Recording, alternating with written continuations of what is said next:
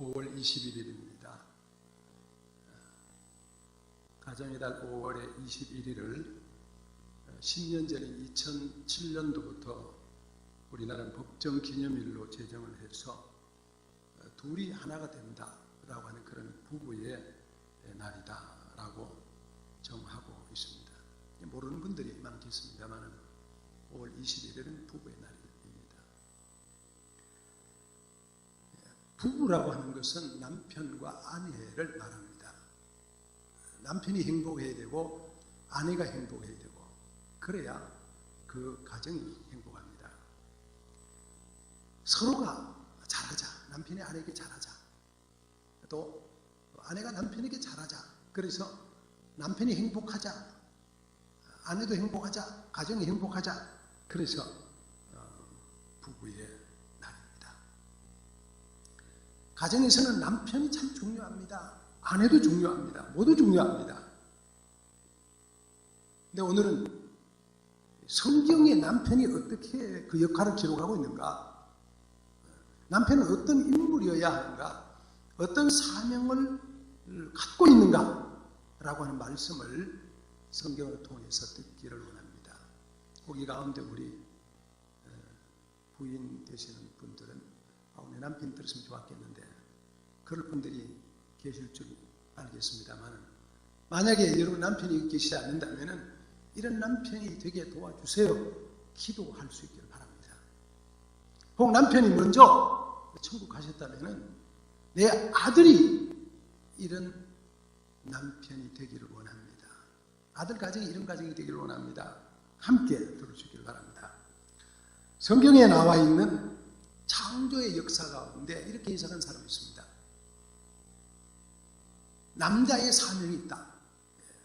사람이 어머니 뱃속에서 남자아이로 태어나면 사내 아이로 태어나면 남자라고 말합니다. 남자. 남자가 크면은 남성이 됩니다. 남성. 남성이 크면 아니고 남성이 결혼하면은 남편이 됩니다. 그죠? 남자라는 말. 성경이 이렇게 기록을 합니다. 남자의 사명이 있다. 창세기 1장 27절을 그렇게 말합니다. 한번 읽어봅니다. 생육하고 번성하여 땅에 충만하라. 땅을 정복하라. 바다의 물고기와 하늘의 새와 땅에 움직이는 모든 생물을 다스리라. 이 남자의 사명입니다. 남자의 사명. 다시 말하면 남자는 생육하고 번성하고 충만하고 정복하고 다스리고 남자는 내 영역 안에 있는 게 아니라 세상에서 나가는 사람.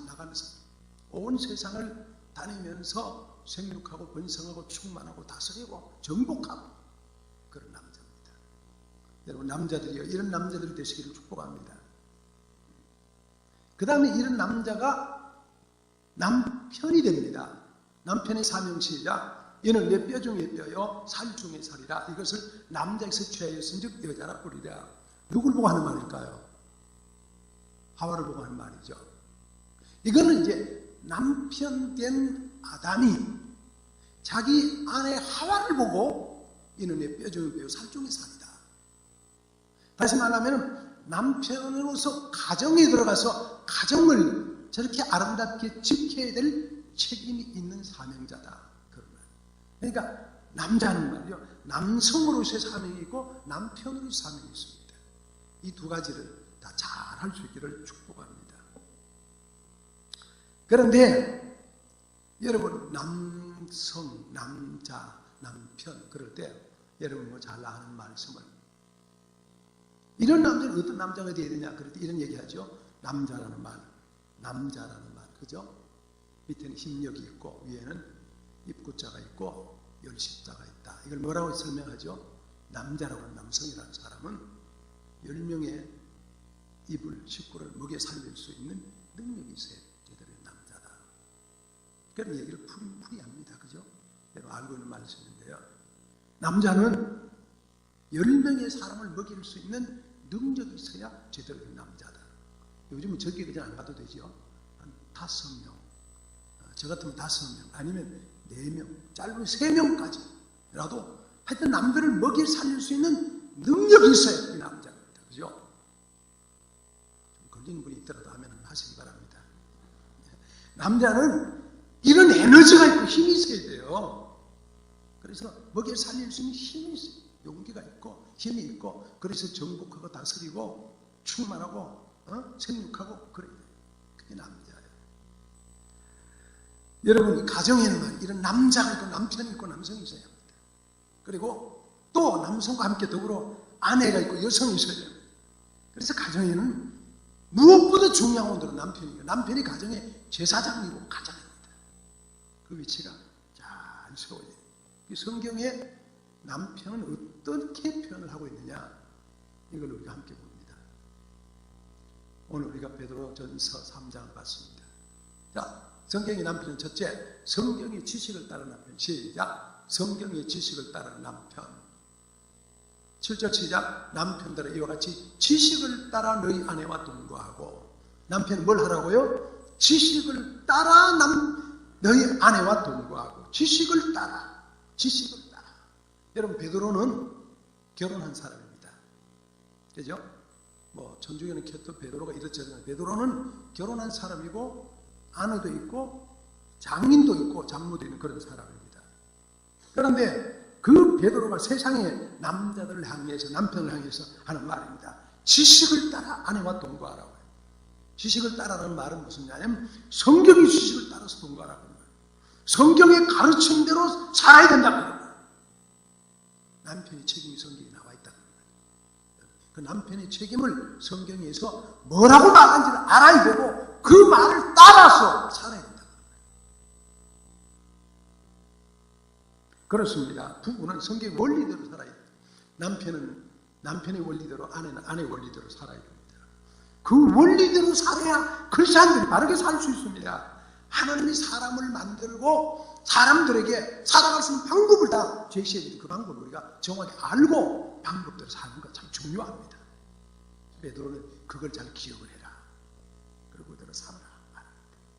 여러분, 어떤 종교에서는 그저 안에 여성들은 온 몸에 검은천을 그리고 눈만 내놓겠죠.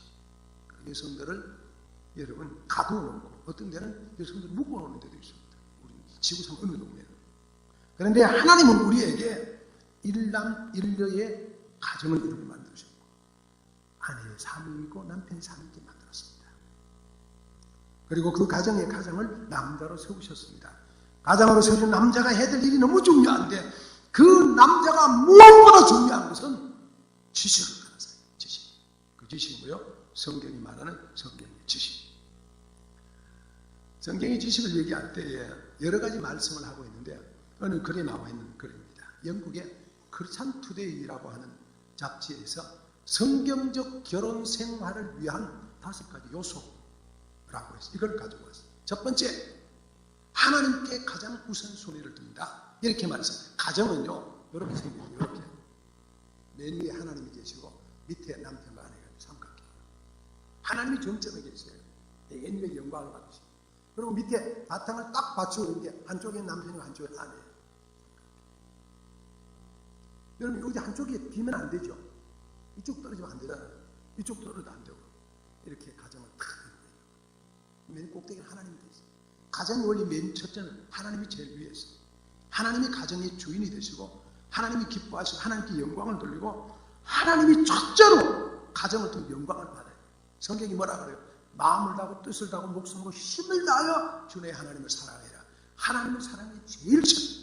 여러분 가정에 있어도요. 하나님께 예배드리는 건 제일 귀중이고 하나님을 제일 높이고 제일 꼭대기에 두는 그런 성도로 가정을 세워가시기를 축복합니다. 할렐루야. 이게 성공적 가정. 여러분 우리의 가정이 여러 가지 많은 얘기할 수 있지만은 하나님은 제일 위에 두는 것. 가장 중요한 가정 원리입니다. 그 다음 두 번째는 뭐예요? 두 번째 시작. 하나님 다음으로 서로에게 우선순위를 둔다. 여러분 서로라면 남편은 누구에게? 아내에게 우선순위를 둬야 돼요. 아내는 누구에게? 남편에게 우선순위를 둬요. 그 말은 하나님 다음으로 남편에게 아내가 제일 중요하고 아내에게는 남편이 제일 중요하다는 거예요. 여러분 여기 친구도 아니고요. 부모도 아니고요. 자식도 아니고요.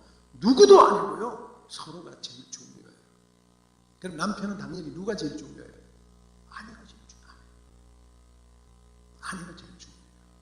그래서 아내에게 정성을 쏟아요. 남편에게 정성을 쏟아요. 결혼 생활에서 중요한 것은 하나됨이잖아요. 서로에게 관심 두는 거잖아요. 특별히 남편은 자기 아내에게 관심을. 여러분 이게 오래되면 말이에요. 이게 점점 변한대요. 아무렇게 해도 되고 적당히 해도 되고 대충 해도 되고 그만 해도 되고 고만 해도 되고 다 이해하는 그런데 잘못된 생각이라는 거예요. 남편 자기 아내가 모든 일이 제일 우선입니다. 하나님 다음. 한번 따라 한번 해보겠습니다. 좀 걸리더라도 좀 기분 나쁘더라도 한번 따라합니다. 남편에게는 남편들 다 하시는데 남편에게는 하나님 다음으로 아내가 제일 귀하다. 이쪽이 목사님은 지금 크게 하시는 것 같아요. 이분은 이렇게 사시는 것 같아요.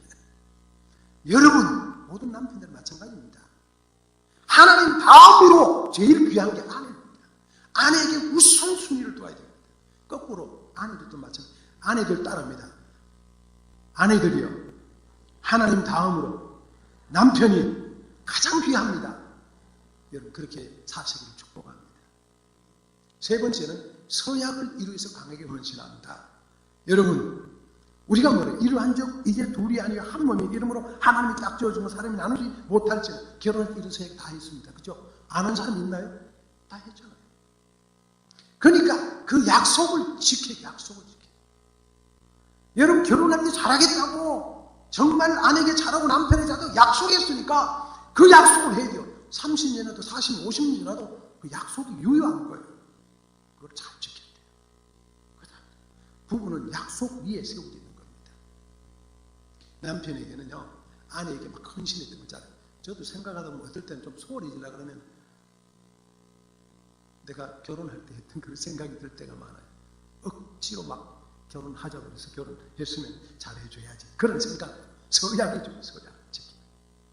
네 번째는요, 열려있고 솔직하고 애정 있는 대화를 나눈다. 대화를. 부부는요, 서로에게 집중하고 대화하는 거예요. 얘기하는 거예요. 딴 데는 열심히 얘기하는데 아내에게는 얘기하고 남편이 얘기하면 안 돼. 같이 집중해서 대화를 해야 돼. 그때의 그 가정이 살아야 가정이 되는 거예요. 여러분, 최근 연구조사에 따르면 모든 부부가 도움을 받기 위한 첫 번째 영역이 대화를 잖아요. 오늘 우리 오후에 설교 제목 보니까 오후 설교에 우리 김영진 목사님 영적인 대화 모델. 여러분 이게 다음 주까지 연결됩니다. 다음 주에도 연결되는데요.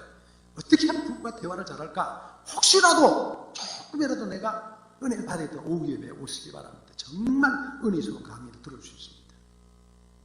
대화가 잘 돼, 부부가. 아우, 남편 마음이 안 통해. 그런 남편들은 누가 회개해야 돼요? 남편이 회개해야 됩니다. 우리 아내는 꼭 막혀서 그런 아내도 회개해야 됩니다. 대화가 잘 돼야 돼요. 대화가. 그 다음에 다섯 번째, 오직 한 가지 비전. 그것은 하나님을 기쁘시게 하는 것입니다. 여러분, 두 부부가 함께해서 살아가는 기쁨은 뭐냐? 오직 하나님을 기쁘시게 하는 것. 그게 삶의 자세라는 거예요. 이것이 여러분 우리가 성경이 가르쳐주는 성경의 지식입니다. 남자가 가져야 될 지식입니다. 남자가 깨달아야 될 지식입니다. 알아야 될 지식입니다. 여러분 성경대로 남편들 잘 이해하고 사시기를 예수님의 이름으로 축복합니다. 할렐루야. 그래서 남편들이여 지식을 따라 아내와 동거하세요. 하나님의 말씀을 따라서 성경대로 가정을 세워갈 수 있는 남편 되시기를 축복합니다. 어디를 따라요? 하나님의 말씀을 따라서. 어디를 따라요? 성경의 말씀을 따라서, 성경의 지식을 따라서 그렇게 살아야 합니다. 두 번째로는요, 자, 아내와 동거하는 남편. 시작. 아내와 동거하는 남편.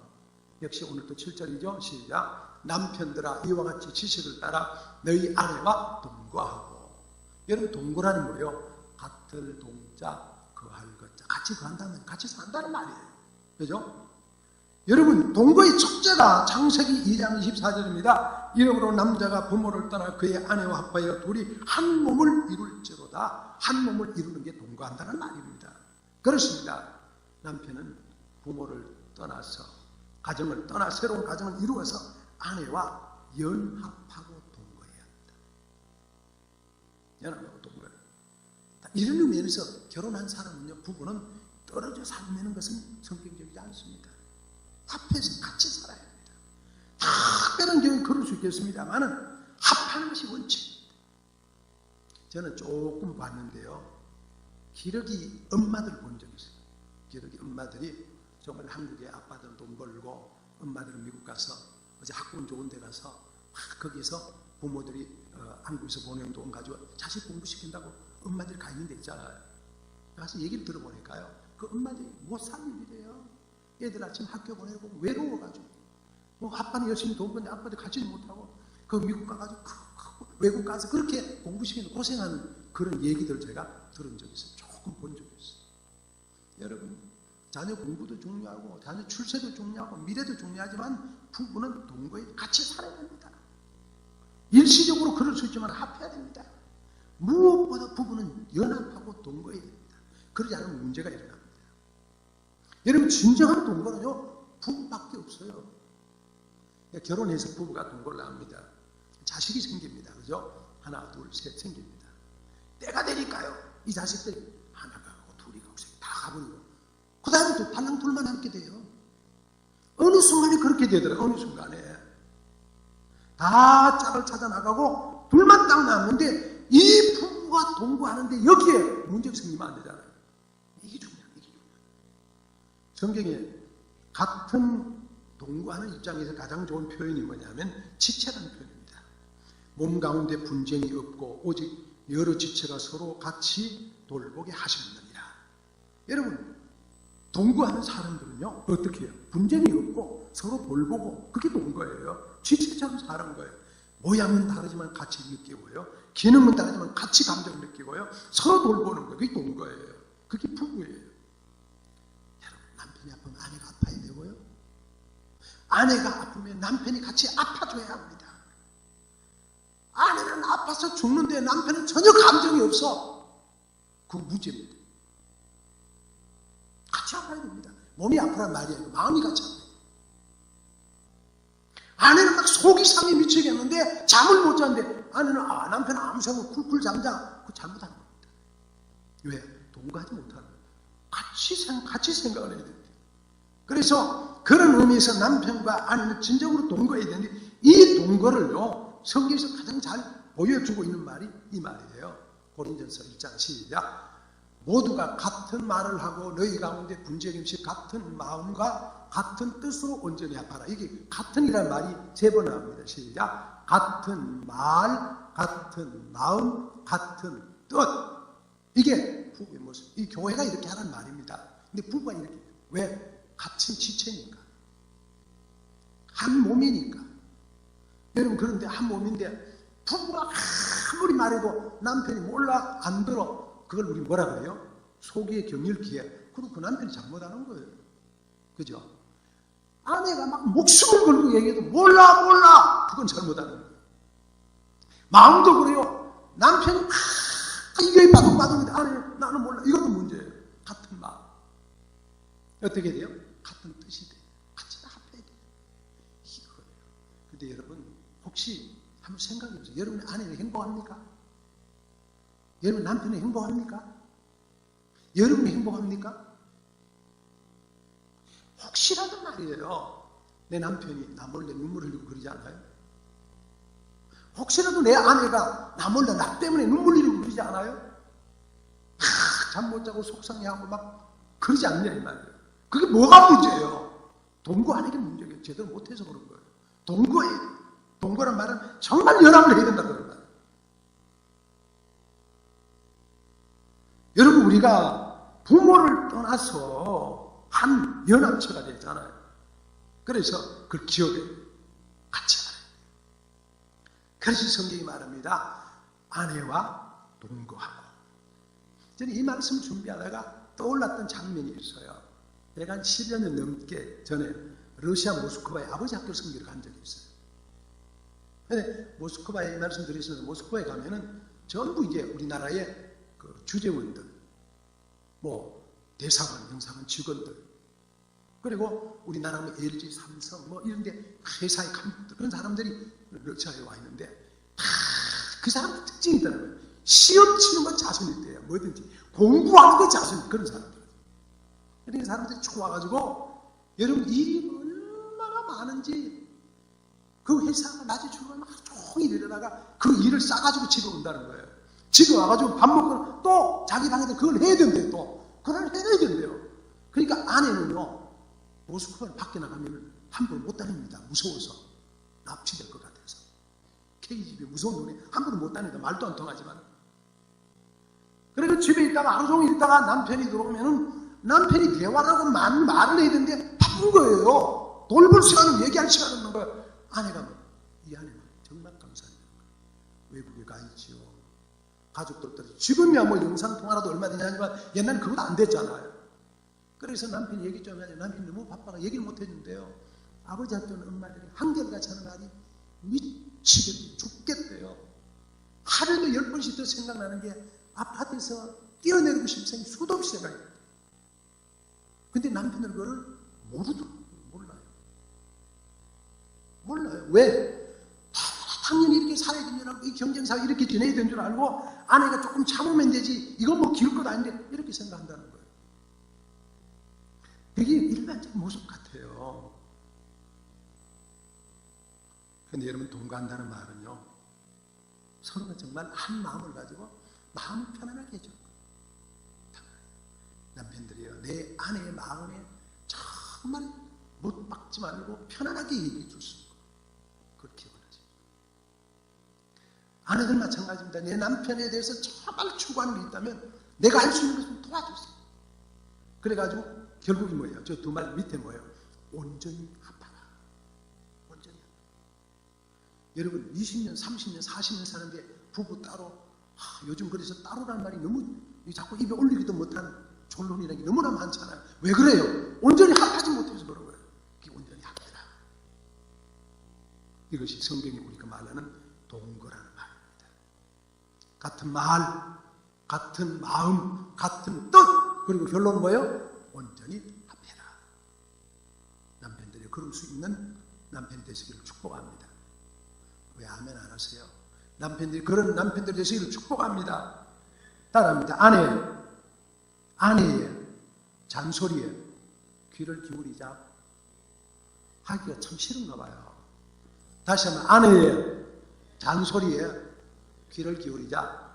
아내가 목숨 걸고 말하면 제발 듣자. 들어야 됩니다. 아내들만 웃고 남편들은 가만히 앉으시면 안 되잖아요.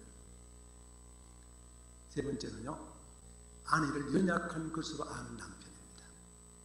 자, 또 같은 7절 시작. 남편들아 이와 같이 지식을 따라 너희 아내와 동거하고 그를 더 연약한 그릇이요. 아내는 뭐라고요? 그릇은 그릇인데 더 연약한 그릇이에요. 더 연약한 그릇. 아내는 뭐라고요? 약해 아내가. 남자는 뭘로 만들게요? 남자는 흙으로 만들어요. 흙으로 다 구워가지고 남자는 단단해졌어요. 여자는 뭘로 만들었어요? 아니 갈빗대로 만들어가지고 이게 더 강할 것 같은데 약해져가지고 아내는 약해.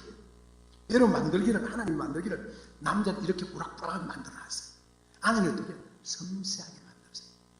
비교적 남자는 크게 만들었어요. 아내는 좀 작게 만들었어요. 목소리 남자는 이렇게 만들어요. 여자는 가늘게 만들어놨어요. 감정도 남자는 굵게 만들고 여성은 작게 만들었어요. 그래서 성경이 뭐라고 말합니까? 더 연약한 그릇. 남자도 연약하고 여자도 연약한데 여자가 더 연약한 그릇이라고 말합니다. 더 연약해. 여러분 아내가요 강한 것 같지만은 약한 게 아닙니다. 그죠? 오늘은 딴동에서 오신다. 우리 아내는 약한 그릇입니다. 약한 아내들입니다.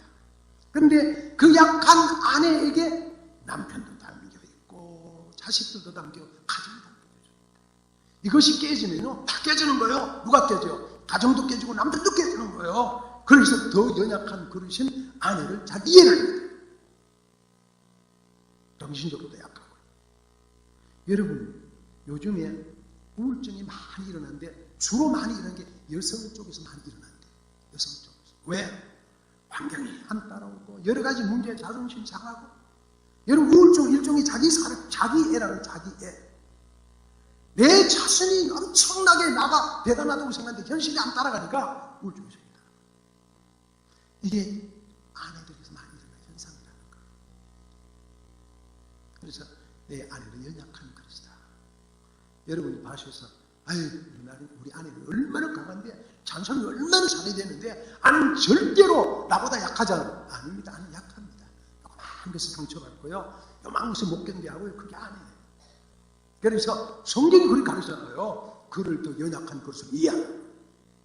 연약한 것을 이해하라. 부부가 살아가는 게 가장 중요한 단어 하나가 있습니다. 한자 단어. 그게 뭐냐면 이겁니다. 뭐예요? 측은지심. 뭐예요? 측은히 여기는 마음입니다. 아내는 남편을 측은히 여기고 남편 아내를 측은히 여기는 거예요. 부모는 자식을 측은히 여기는 거예요. 여러분 남편들 보세요. 남편들 50대 60 직장에서 밀려나고 이제 점점 이렇게 할 일이 죽어져요. 남편은 어떻게 돼요? 죽어버립니다. 여러분 남편들이 혹시 전에 보다가 이러다가 이렇게 된 사람 있습니까?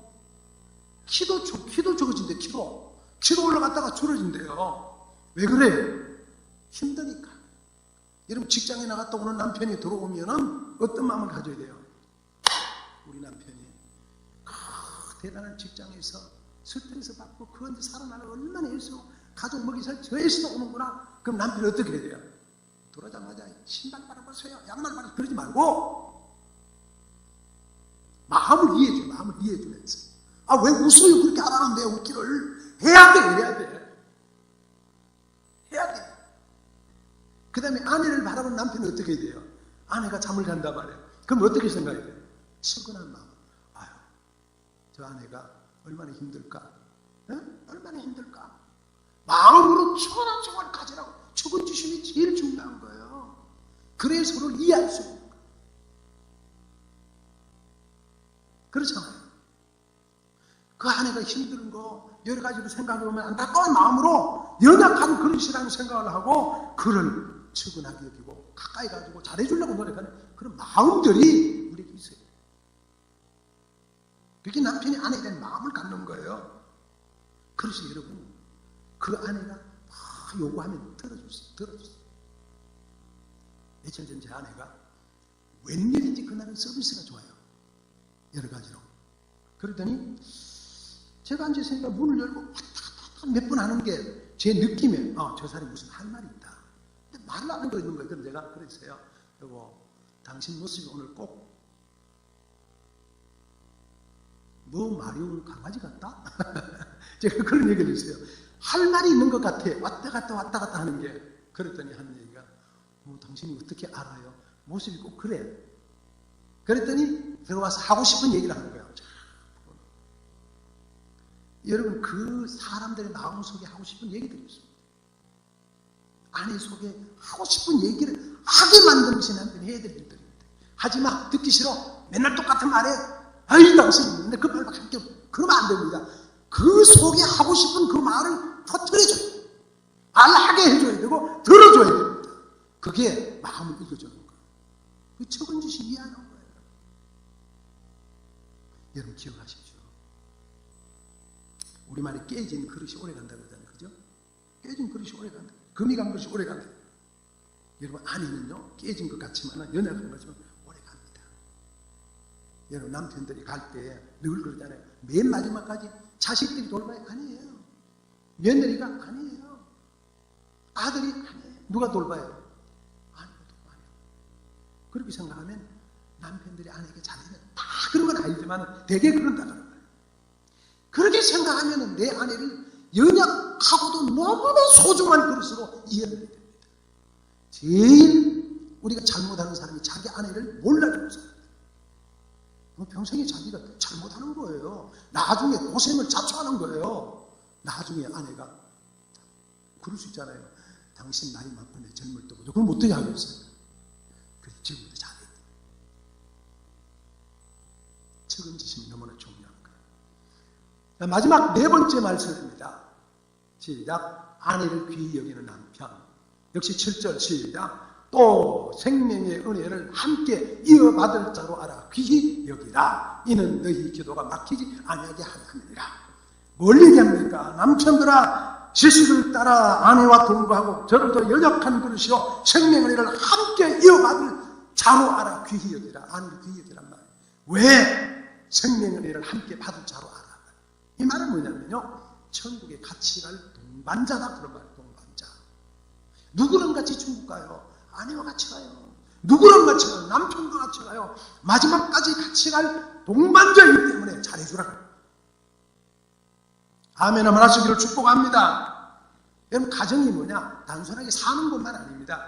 함께 천국 가는 준비하면 됩니다. 남편이나 아내와 함께 손잡고 천국 가는 준비를 하고요, 아내는 남편과 함께 천국 가는 준비하는 것이고요, 그게 가정입니다. 그래서 여러분, 그 가정에서 우리가 딴데 어디서 듣지 못하는 말을 다 할 수 있어야 됩니다. 어떤 사람 평생도 사랑한다는 말을 안 한대요. 아내도 하고 남편도 하고.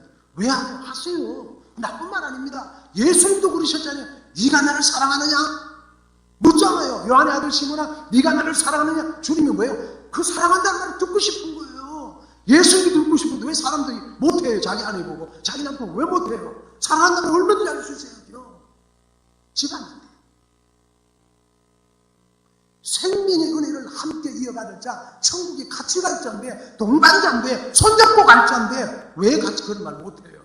왜 여러분, 그 아내가 평생을 두고 요구하는데 왜 못 들어줘요? 들어줘야죠. 같이 할 수 있죠. 남편이 그렇게 원하면 해줘야죠. 그게 부부라고 해요. 그게 부부. 이게 막히면 뭐예요? 이게 안 되면 어떻게 해요? 너희 기도가 막혀질 수 있다는 거예요. 그래서 예수, 저는 이게 가정주일 해마다 돌아오잖아요. 해마다 돌아오다 금년에 이 구절을 읽다가 제가 처음 이 구절 설교를 합니다. 1절에서 7절까지 연결해서 여러분에서도 7절만 갖고 하는 게 처음인데, 남편들에게 꼭 이 말씀을 아내들아, 다음 주에 나올지도 모르겠습니다. 하여튼 여러분의 아내들과 함께 천국 갈 동반자다, 대상자다, 천국의 유업을 함께 받을 자다 생각하면서 내 아내와 함께 가야 됩니다. 누구에게 가장 많은 영향을 받습니까? 시작. 부부는 천국을 가는데 가장 영향을 주는 자이다. 누가? 남편이 제일 아내에게 영향력을 주고 아내가 남편에게 제일 영향을 줍니다. 그게 부부입니다. 그래서 부부는 함께 해야 하는 겁니다. 귀하게 여겨야 하는 겁니다. 서로 세워야 하는 것입니다. 말씀 정리합니다. 성경적인 남편, 성경의 남편. 자, 오늘 이 말씀 시작. 남편들아, 이와 같이 지식을 따라 너희 아내와 동거하고 그를 더 연약한 그릇이요 또 생명의 은혜를 함께 이어받을 자로 알아 귀히 여기라. 이는 너희 기도가 막히지 아니하게 하려 함이라. 할렐루야. 첫 번째 뭐예요? 성경의 지식을 따라 살아가는 남편. 두 번째는요, 아내와 진정으로 동거하는 남편. 세 번째는요, 아내를 연약한 그릇임을 인정하는 남편. 네 번째는요, 시작, 생명의 유업을 함께 이어받을 자로 아는 남편. 그게 성경이 가르친 남편의 모습입니다. 여러분과 제가 남편 된 모습은 다 이렇게 사죠. 또 아내 여러분들은 여러분 남편이 이런 남편이 될수록 기도하죠. 혹 여러분 남편이 안 되신 분들은 여러분 자녀들이 이런 남편이 되도록 가르쳐주죠. 그래서 우리 가정은 함께 천국 가는 동반자들이 함께 지내는 그런 아름다운 가정으로 만들 수 있기를 예수님 이름으로 축복합니다. 할렐루야. 기도합니다. 하나님 우리 아버지, 은혜와 사랑을 감사합니다. 성경의 남편을 가르쳐 주셔서 감사합니다. 성경의 아내가 되게 하시고 성경의 남편이 되게 축복해 주옵소서. 하나님이 기뻐하시는 아름다운 하나님의 백성들로 서서 부부가 남편과 아내가 아내와 남편이 천국 가는 그 길에 함께 동참해가는 아름다운 동반자들로 세워가도록 은혜를 더하여 주옵소서. 그리스도 예수님의 이름으로 기도하옵나이다. 아멘.